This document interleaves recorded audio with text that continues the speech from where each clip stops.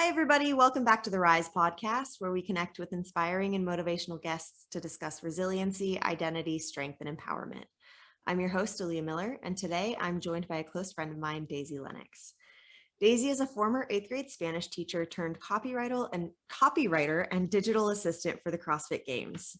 She graduated from Rutgers University with a master's in education and a bachelor's in Spanish. She has her CrossFit Level 1 certificate and previously coached at CrossFit Nassau in Princeton, New Jersey. She also has her Precision Nutrition Level 1 and is a nutrition coach for Paragon Wellbeing. She is trilingual, loves food, and is, as she puts it, stuck in the past when it comes to her music selection. Her 5 favorite F's are family, friends, food, fitness, and fun. And of course, the F word, which I guess makes 6. Daisy, I'm so excited to have you on today. How are you doing? Thank you so much. Yeah, I'm doing really well. After we figured out all of our audio issues, I'm like, Oh all my right, we gosh. broke the ice. Let's do this. So for those listening, fun fact, I thought that we were having issues with Daisy's microphone on Zoom, and it turns out I'm an idiot that didn't unmute my computer. So there's that. But we figured it out. We're here. We're recording. Yes, I'm don't excited. worry. We've all been there for sure. I blame it on not having finished my morning coffee yet. Anyway, all right. So let's get into it. So Daisy, first question. So when I met you, you were a high school Spanish teacher. Middle school. Middle school Spanish teacher. I'm sorry. Yeah. No, it's okay. So what led you to that path in life? What got you into teaching and what got you into teaching Spanish specifically? Ooh, good question. So growing up, I always knew I wanted to be a teacher.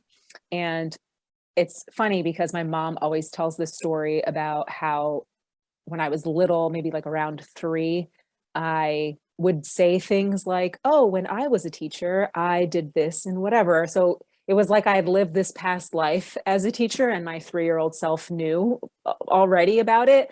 So anyway, like in high school, like I knew I was going to go to college. I knew I wanted to pursue education.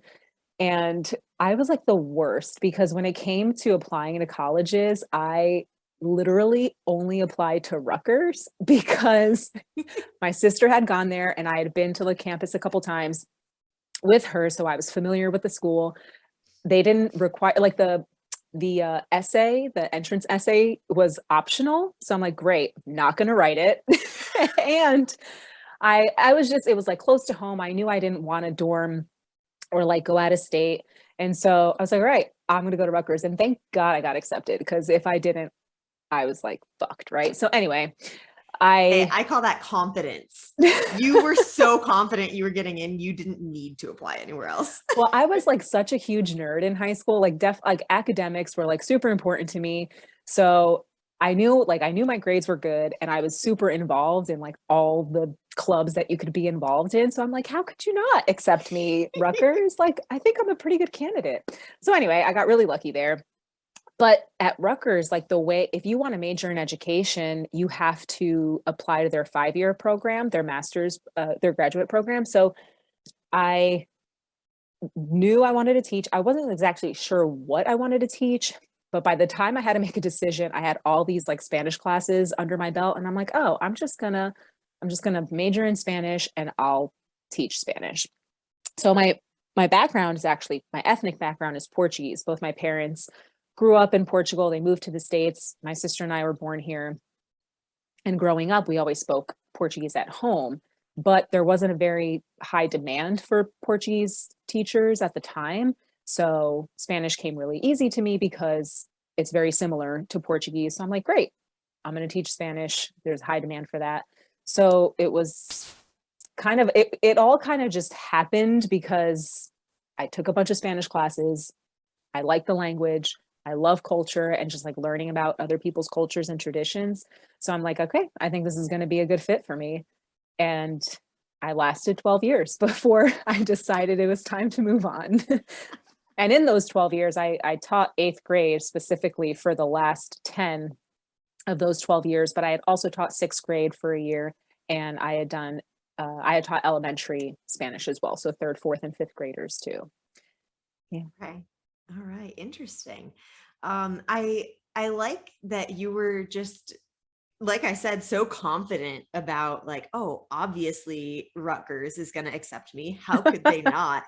And that's so interesting because I feel like that transition from high school to college for so many people is it's a hard transition, and it's a very weird time in life where people don't really know who they are or what they are. And I think a lot of people start to lose confidence in that transition, especially if they are applying to college and worried about, oh my gosh, are they going to accept me? Am I going to be good enough?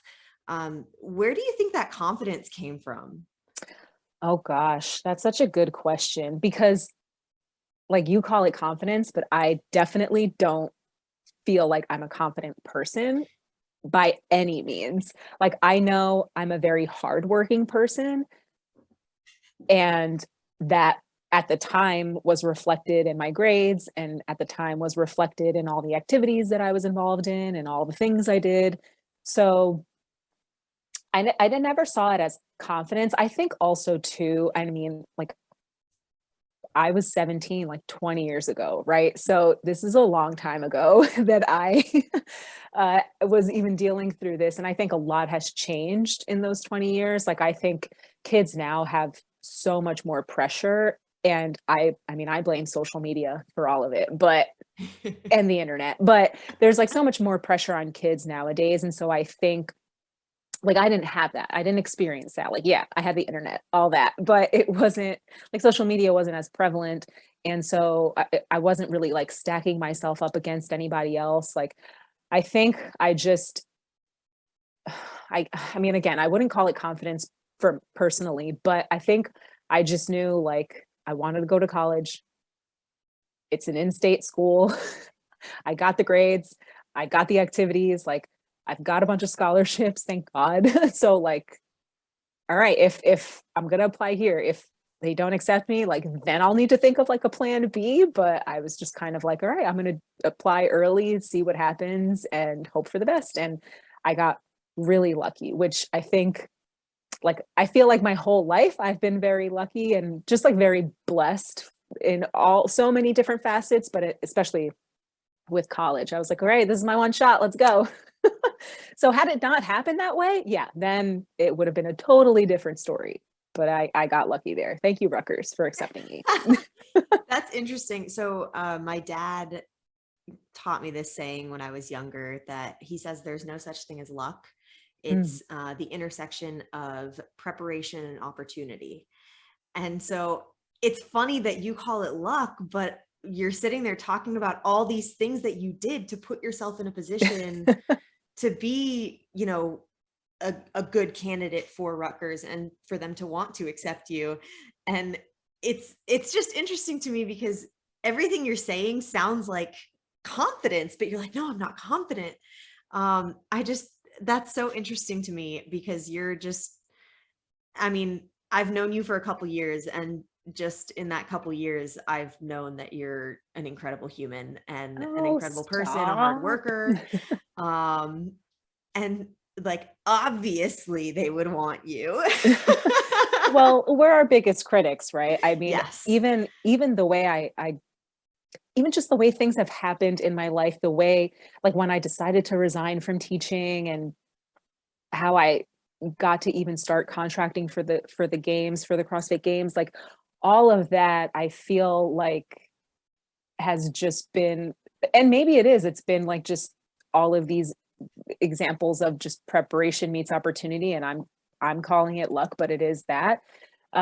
Yeah, I don't know. I guess I just don't, it's always hard for me to kind of boast or like brag about myself or like say nice, I'll say nice things about everybody else, but it's always so tough to like say these things about my own self, even though I like I'm not trying to be self-deprecating or anything like that. I'm a good person. There's like great things about me. And I'm not, I know I'm not everyone's cup of tea, but I know I have a lot to offer. It's just hard to like actually verbalize and say those things out loud. Yeah, yeah. I was talking with a couple guests I had on a couple weeks ago about how we're so quick to kind of like diminish our capabilities. I'm sorry, my cat really wants to be involved in this podcast I right now. love it. I love it. But we're so quick to diminish our own capabilities and talk ourselves down. And what she was saying is that we need to learn to step into that and accept it and be like, yes, I am good at this. And, maybe I'm not for you, but I know that I'm for someone and something somewhere, and I'm going to find that and I'm going to do it and I'm going to be good at it. Yes. And I listened to that episode. I think it's the same one you're talking about, where they were talking about like being your authentic self. Yes. Yeah. And as I was listening, I was like, oh man, like this is such a great message. And over the years, I've always been like a people person, but there's moments where I've been like shy, of course. And again, like not self-deprecating, but definitely not outwardly I guess I don't know what the word would be, but Self-promoting. yeah, exactly. Yeah, that's a great way to put it. Definitely not self-promoting, but I have been very fortunate to have a lot of people in my life who have seen things and qualities in me that I might not necessarily see in myself, or maybe I think there are like little hints of those like great qualities that, and so these people who have seen these qualities in me have definitely built me up and have given me the confidence to do X, Y, and Z. And so like one of our friends, Joe Villikis, right? Like Coach Joe, as I Great guy. call. Yeah. He like honestly, he has been one of, aside from like my family and stuff, he's probably been the next main person to always just like build my confidence, like point out all the great things that I do, like um and push me to make leaps or to take leaps or to take risks that otherwise I wouldn't necessarily have done, right? He was the one that pushed me to get my level 1 for CrossFit, and I fucking loved it, and at the time I was so scared because I'm like, well, I don't know who's going to listen to me. Why would they listen to me? And he was the one that pushed me. He was the one that pushed me to get certified to coach nutrition. And he's the one that I like work closely with for nutrition.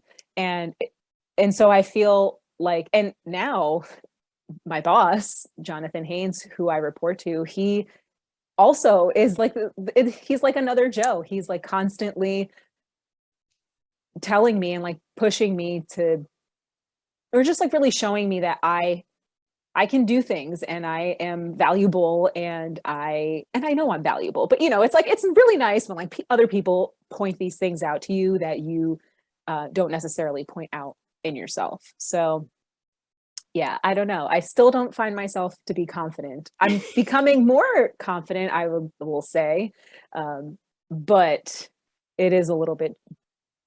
I'm always my authentic self, because it is way too fucking hard to be somebody else. Like, I don't know. I can't do that. That's like, that just like takes so much effort to be somebody else. But when it comes to self-promoting, I know I'm not the best, but I know I am one of the hardest workers in the group. So I know that at least I have that going for me. Absolutely. And I can agree with that statement 100%. Stop it. I think you're awesome and you're hardworking. I love that you have these people in your life that are promoting you and building you up and pushing you towards these opportunities. And I think this is the third or fourth episode in a row that I've recorded that topic has come up of just finding your community and surrounding yourself with the people who are going to push you to be the best version of yourself. And that is so, so important. We don't exist to go through life alone. We exist to go through life as a community and as a group. And we have to find that group that makes us us and makes us true ourselves and helps us realize what we're truly capable of. And it sounds like you have been consistently finding that in the people that you surround yourself with. And that's awesome. Yeah, it's been really cool. I'm very fortunate to have an extremely supportive family, and to also have an extremely supportive friend group is why I consider myself to be so lucky and so blessed, because I feel like not a lot of people have either one of those. Some people don't even have any of those, like they don't have a supportive family and they have like really shitty friends. And if that's you, if you have shitty friends, go find some new ones. There are great people out there. But, so like that's why I feel really just really fortunate. Yeah, I love that. Yeah. So what led you to the career change from teaching to now working on the media side of CrossFit? Oh, now you want to talk about luck. Here it is. Yeah, so it was like so I resigned in 2019. I was just like feeling really burnt out. I was not feeling passionate about teaching anymore. I don't really know if I knew I wanted to be a teacher, but I don't know if I was like extremely passionate necessarily about it. But it was like a constant that I knew, it was like something I knew I wanted to do. So anyway, finally, when my husband, Mike, was like, you gotta cut the cord, you gotta just leave, I was like, okay, so scared, but I did it, whatever. I was coaching CrossFit at the time as well. So I was doing both at the same time. So I was like, okay, great. I was able to pick up some more hours coaching. And then I shit you not, like maybe 2 or 3 weeks after I resigned, I don't know if you remember Kristen Chandler. She was one of our coaches at Nassau, and then she moved. But she reached out to me on Facebook and she was like, "Hey, what are you doing in a couple of weeks? Do you want to work at the CrossFit Games?" And I was like, "What?" I read her message and I was like, did she send this to the right person? And so I was like, I immediately got nervous, right? Because I knew, like, you get a message like that, you can't say no, right? Like, I'm like, this is a once in a lifetime opportunity. Like, holy shit, why me? So I like talked to Mike about it, my husband out, and he's like, you got to do it. I was like, but I don't know what they need. And he's like, who cares? Like, ask questions. And I'm like, okay. So I responded back. I'm like, oh my God, yes, but I was like, I have no skills, like an idiot, right? I'm thinking to myself, like, I have no skills. Meanwhile, I'm like, girl, you just like, you were a teacher for 12 years. You, of anyone, you have all the skills, right? So fine. She's like, well, just write a sample press release, send it to me, and I'll give you some more details. So there I go, like fucking Googling how to write a press release, because I'm like, I fucking teach Spanish. I don't know. So I do that. I send it to her and she's like, cool, we're going to have a call with like the group or whatever. And I didn't realize that at the time, like a bunch of people got laid off in 2018 from like the media team. Like I wasn't, I CrossFit, right? But I wasn't like up on all the news. So so finally, like we got the call, like I went to Madison. It was so fucking awesome. Like definitely one of the top 5 experiences of my life. I met so many nice people, did so many cool things. And then the last day, and so when I was there, I was reporting to my boss now, Jonathan Haynes. He was leading our group back then too.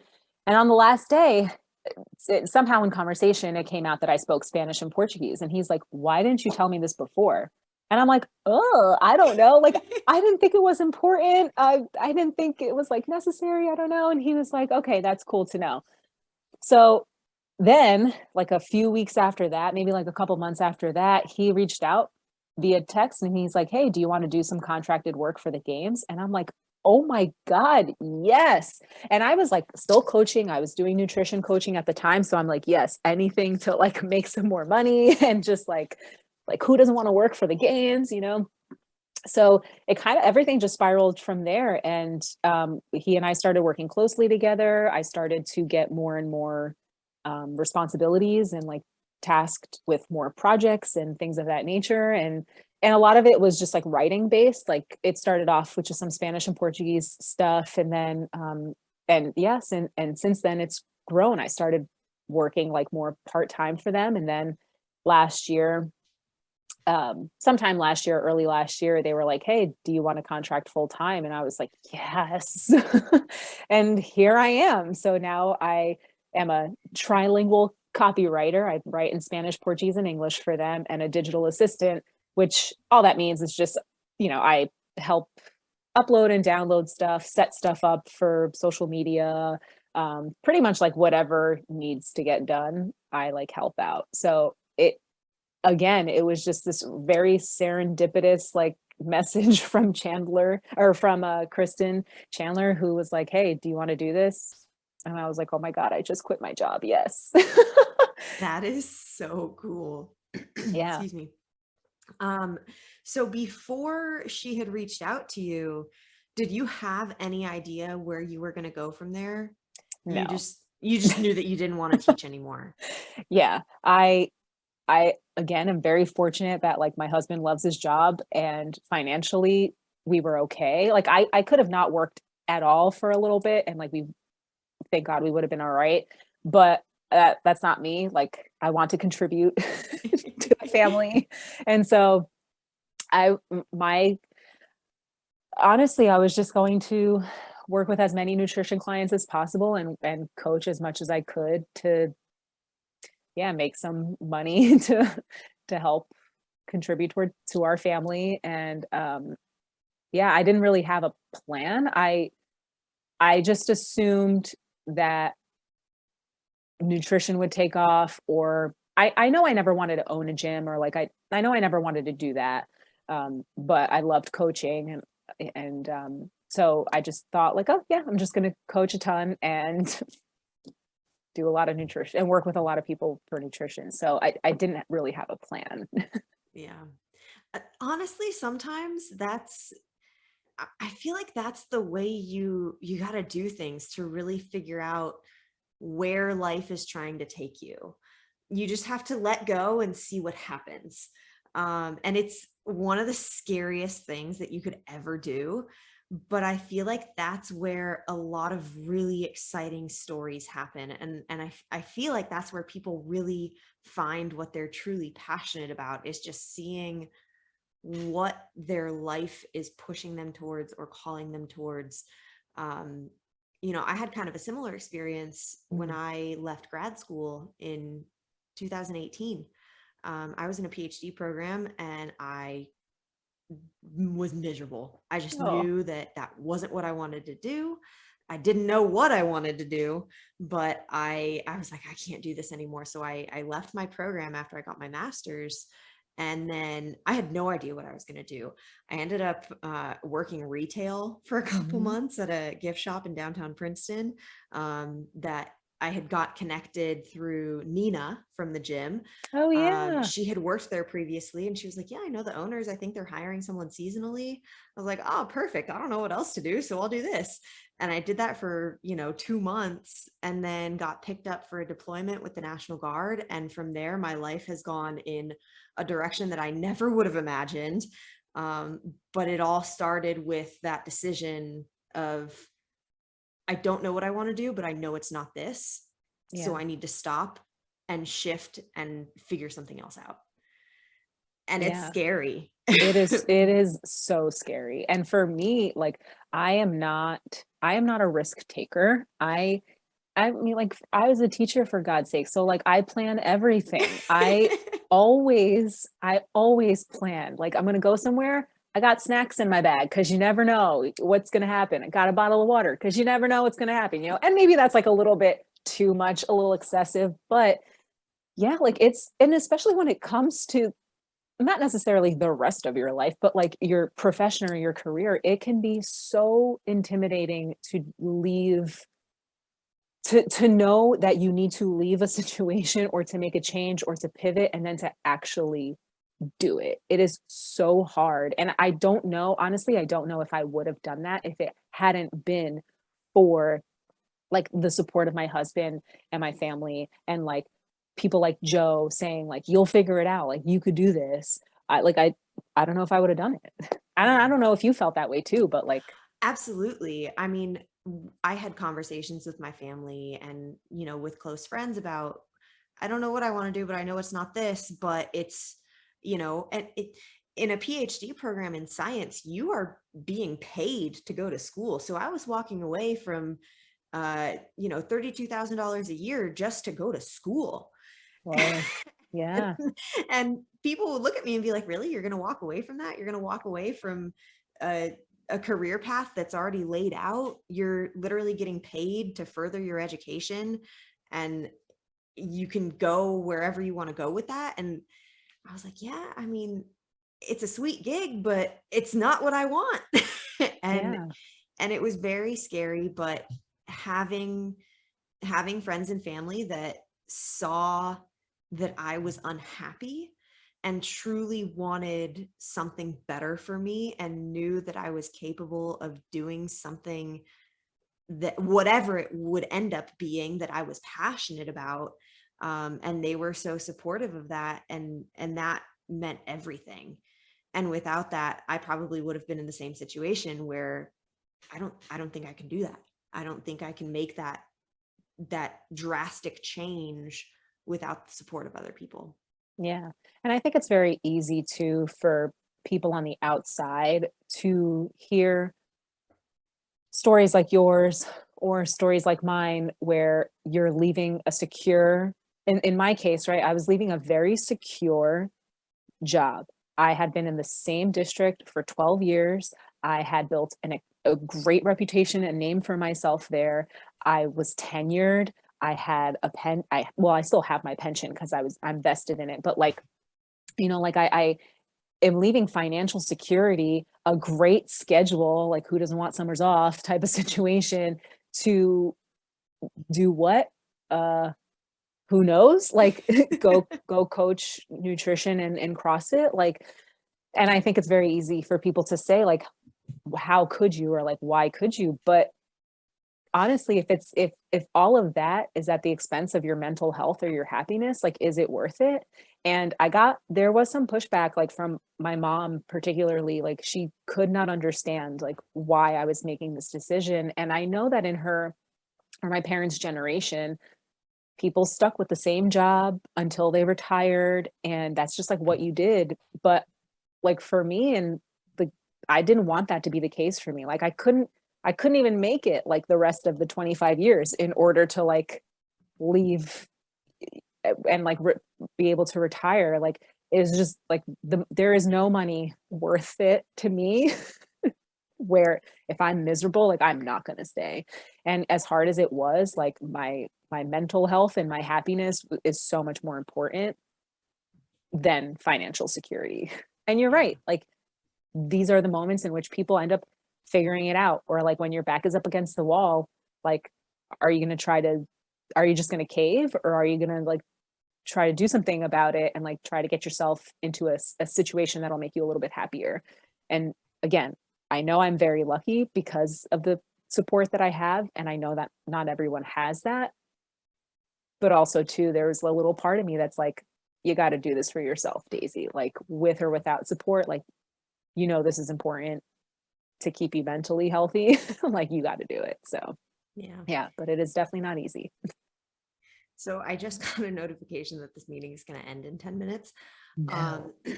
I am going to stop, open up a new meeting, and we'll pick it up again. Okay. Okay. All Sounds right. good. Sounds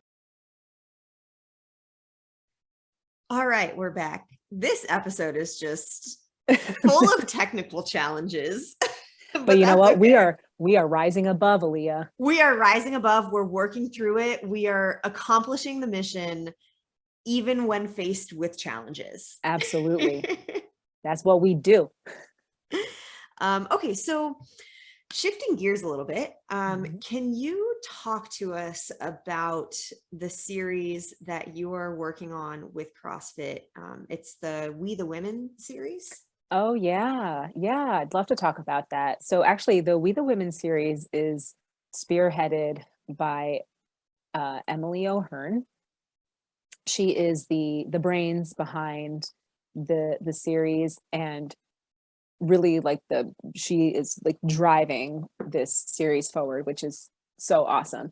And so she had the idea came to her through the like the preamble, like the We the People Yeah. part of the, I think it's the preamble. But anyway, and it's just like just trying to highlight and trying to change the narrative around women in sports, and just like women and perspectives on body image and um, confidence, things of that nature, like all the topics that women specifically are faced with, challenged with, have a hard time accepting or working through, and also the perspectives that other people have about women, like trying to change the narrative around that.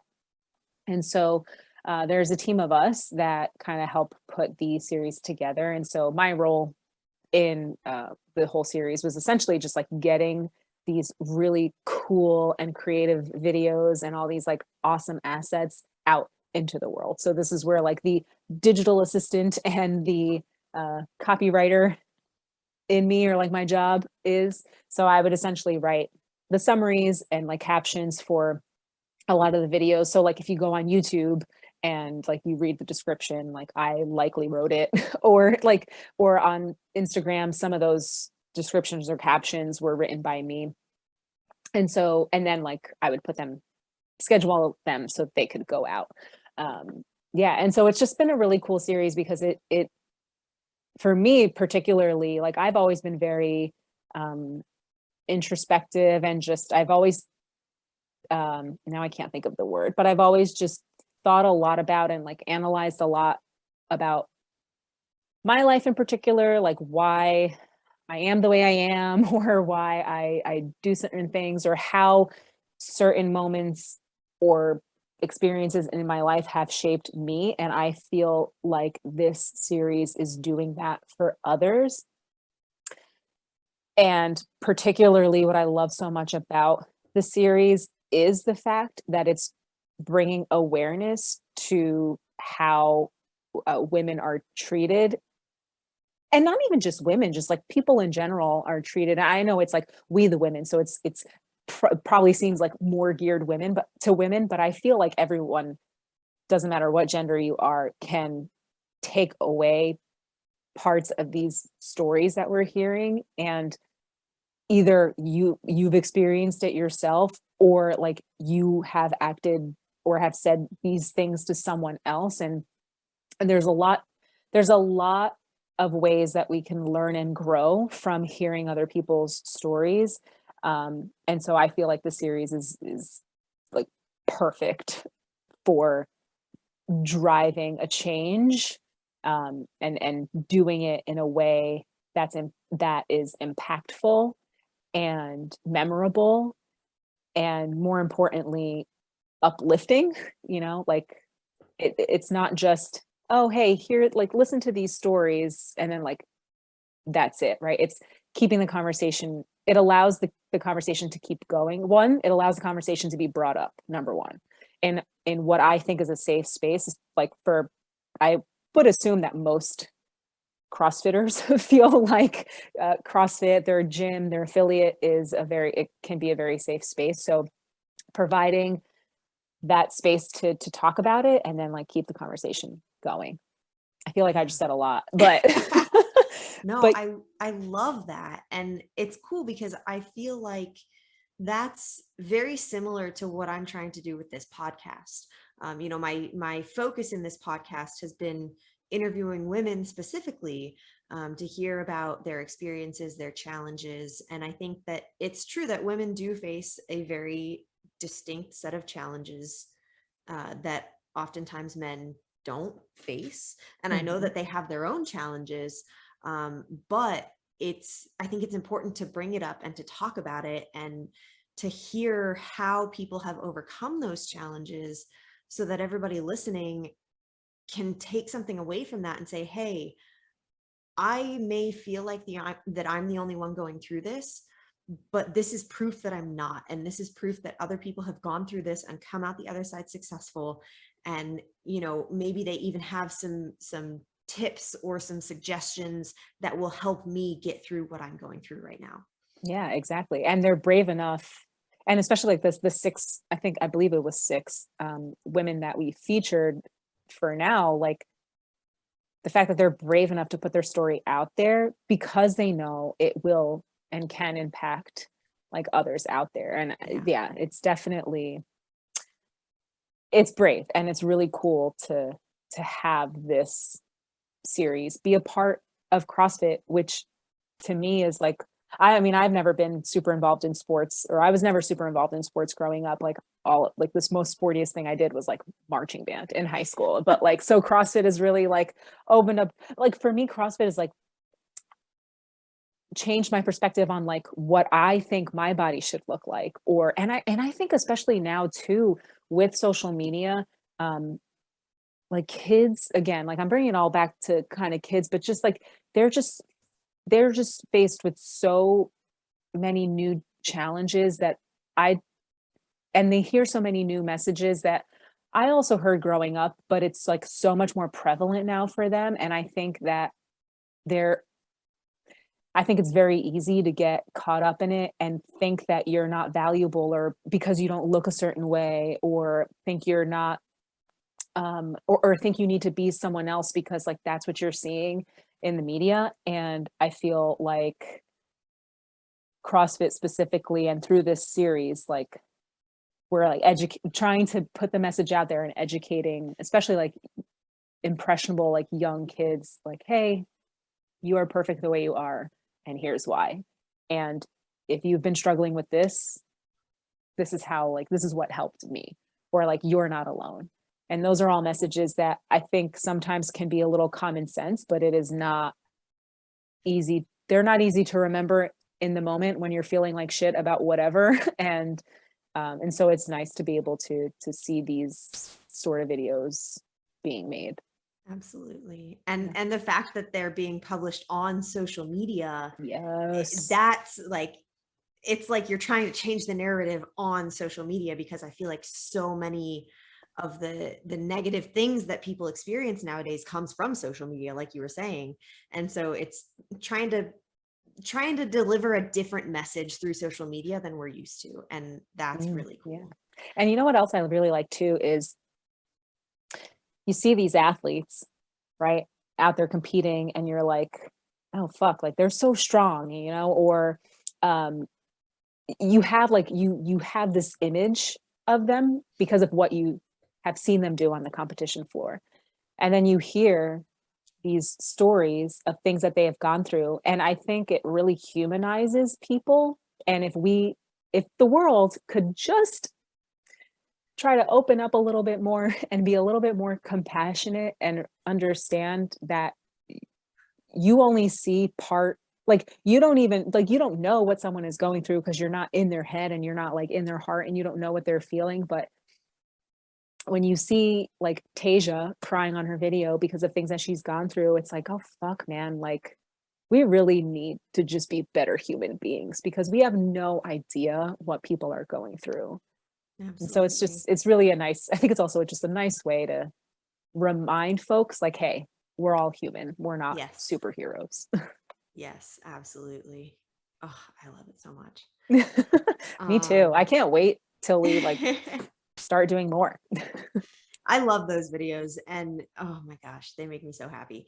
And knowing that there is a team behind that of a lot of women, like Yes. there's a lot of women working on that project, putting it together, and that is so cool. Like not only are you telling stories about women in the spotlight who have gone through these things and talking about their experiences, it's a bunch of women putting that together, and it's, you know, women supporting women, women empowering women, and I love that so much. Yeah, yeah. And I will say too, it's so funny because like, yes, it was a bunch of women, or the majority of us were women who worked on this project. But the majority of our media team, who was made up of like there we have a lot of contractors as well on the team, but our team is very small, and the majority of us are women. So it's like great things are happening for women all over the place in CrossFit, I think. I love that, because that's so, I feel like that's still to this day uncommon to hear. Yes, the majority of our team is women. And even if you look at kind of like the public facing upper echelons of CrossFit, it still seems very male dominated. And so to hear that there are little pockets here and there that are starting to flip that balance, that's really cool. And that's really exciting. Yeah, it is nice to see for sure. Yeah. I love it. So one of the things that I like to ask when I have guests on is if you could go back and give your younger self advice, what would that be? But I want to kind of adjust it for you a little bit because I know that you You're are, gonna make me emotional. I know that you're very close with your family. And I see you all the time talking about your nieces and nephews and how you try very hard to set a good example for them. And it's very obvious that you would do basically anything for them to help them. I would kill for those kids.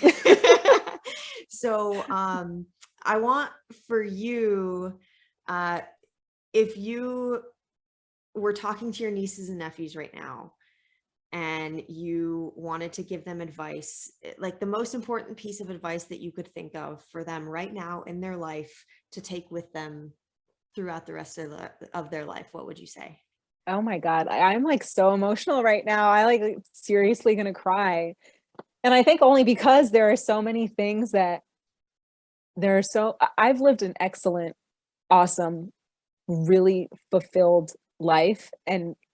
But of course, like no one's life is perfect, right? And so I know some of the battles that I've had, a lot of them have just come from within. Like it's just my brain's always thinking and like, whatever. But oh my gosh, it's like I wish I could protect these kids from everything just because I know how cruel the world can be, and which the world can also be such a beautiful place. But oh my God, like if I could only give them one piece of advice. Oh Or even gosh. just a piece of advice. It doesn't have to be the piece of advice, just Yeah. anything that you would want to say to them. That does make it a lot easier. Like the piece of advice, that's a large load to unleash. Oh gosh, I would probably, and I'm not going to say this in like the most eloquent way That's possible, all right. but it would probably be to put themselves first. Not, and I say that kind of like with a little asterisk next to it, like don't ever leave someone hanging, right? Like if you can help someone else, do your best to help them, but always put yourself first. Take care of yourself first. Make sure you're okay first so that you are in a healthy position to help somebody else. Like I've had many conversations about myself growing up and just like how I've always been like a helper, and I've always like I just like want to solve everyone's problems. And that meant that sometimes I would sacrifice things in my own life, whether it was like, this sounds so dramatic, like sacrifice my own mental health, but there are definitely times where I had to sacrifice my time, or I'll say well-being just for the sake of like not being able to find better words, but in order, because I wanted so desperately and so badly to help somebody else, which is like great and it's very valiant and it's very like awesome to do and kind, but that is not sustainable, especially for someone's mental health. And so, yeah, I would tell them, be really kind, help people out, but put yourself first. And also start investing in your retirement as soon as you can. You get a job and you got a 401k, start putting money into it. I love it. Those are both beautiful pieces of advice. Honestly, like that, like start thinking about start investing for your retirement now. It was probably the best advice I ever got Oh my yeah. first year of teaching. This like math teacher came up to me. She's like, teachers have like 403Bs. She was like, did you set up your 403B yet? I was like, oh my God, what is that? And she's like, it's your retirement account. Start putting money into it now. And I was like, okay. But thank God she did. Yeah.